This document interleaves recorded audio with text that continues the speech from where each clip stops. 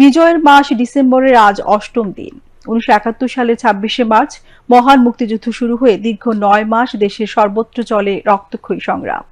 নভেম্বরের শেষ দিকে এসে হানাদার বাহিনী বিপর্যস্ত হয়ে পড়ে। ডিসেম্বরে দিন যত গড়াতে থাকে, একের পর এক হানাদার মুক্ত হতে থাকে দেশের বিভিন্ন অঞ্চল।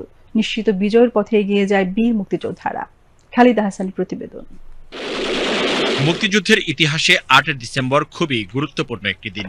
এদিন জাতির উদ্দেশ্যে দেওয়া এক বেতার ভাষণে প্রবাসী বাংলাদেশ সরকারের প্রধানমন্ত্রী তাজউদ্দিন আহমেদ বলেন, স্বাধীন ও সার্বভৌম বাংলাদেশ এখন একটি প্রতিষ্ঠিত সত্য।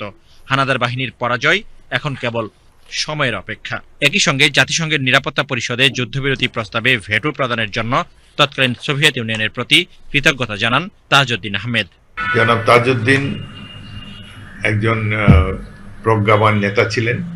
তিনি সাফল্যের সাথেই এই যুদ্ধকালীন মন্ত্রিসভার নেতৃত্ব দিয়েছেন, তাদের দায়িত্ব ভালোভাবেই পালন করেছেন। কিন্তু স্বাধীনতার পর দেখা গেল যে এই যে মুজিবনগর মন্ত্রিসভাকে কোনো গুরুত্ব দেওয়া হচ্ছে না, ইতিহাসে তাদের নাম ভুলিয়ে দেওয়ার জন্য তৎপরতা চালানো হয়েছে। বিশেষ করে তাজউদ্দিন আহমদকে, যিনি অনেক ব্যাপক জনপ্রিয়তা অর্জন করেছিলেন এই সরকারের নেতা হিসাবে, তাকে মন্ত্রিসভা থেকে বাদ দিয়ে দেওয়া হয়েছে। এবং পরবর্তীকালে প্রধানমন্ত্রী জনাব শেখ মুজিবুর রহমান, তিনি কোনোদিন মেহেরপুর আমরকাননে, সেই বাংলাদেশ সরকার যেখানে জন্মলাভ করেছে, সেটি কোনোদিন পরিদর্শন করেননি।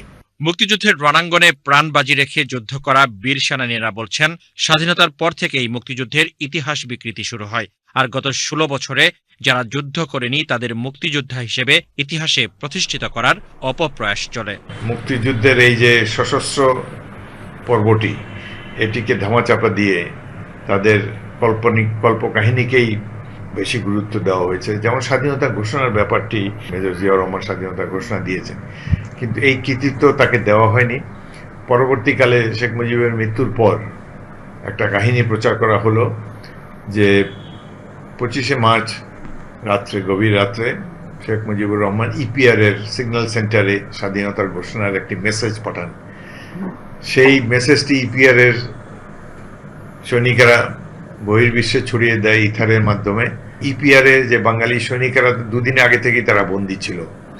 25শে মার্চ রাতে ইপিআর এর বহু সৈনিককে হত্যা করা হয়েছে এবং সিগন্যাল সেন্টারের পাকিস্তানিরাই কর্মরত ছিল। তাদের কাছে কোনো অস্ত্রও ছিল না ইপিআর সৈনিকদের কাছে। সুতরাং এই ধরনের স্বাধীনতার বার্তা রিসিভ করার মতো কোনো বাঙালি এই ইপিআর সেনা দফতরে ছিল না। সুতরাং এই ধরনের কল্পকাহিনী প্রচার করার কোনো প্রয়োজন নেই। শেখ মুজিবুর রহমান বড় মাপের নেতা, আমরা সেটা অস্বীকার করি না, কিন্তু স্বাধীনতার ঘোষণা তিনি দেন নাই। স্বাধীনতার ঘোষণা মেজর জিয়াউর রহমান দিয়েছে। স্বাধীনতার যুদ্ধ কোনো রাজনৈতিক দল করেনি, এটি ছিল সাধারণ মানুষের যুদ্ধ এবং এই যুদ্ধের নেতৃত্ব দিয়েছে ইস্ট বেঙ্গল রেজিমেন্ট এবং ইপিআর এর সৈনিকেরা। মুক্তিযুদ্ধের এদিনে হানাদার মুক্ত হয় কুমিল্লা, ব্রাহ্মণবাড়িয়া, ফিরোজপুর সহ দেশের বিভিন্ন এলাকা। বরিশালে এদিন মুক্তিযোদ্ধাদের তীব্র আক্রমণের মুখে হানাদার বাহিনী বিভিন্ন নৌযানে করে পালিয়ে যায়। পরে সাব সেক্টর কমান্ডার ক্যাপ্টেন ওমরের নেতৃত্বে মুক্তিযোদ্ধারা বরিশাল শহরে স্বাধীন বাংলাদেশের পতাকা উত্তোলন করেন।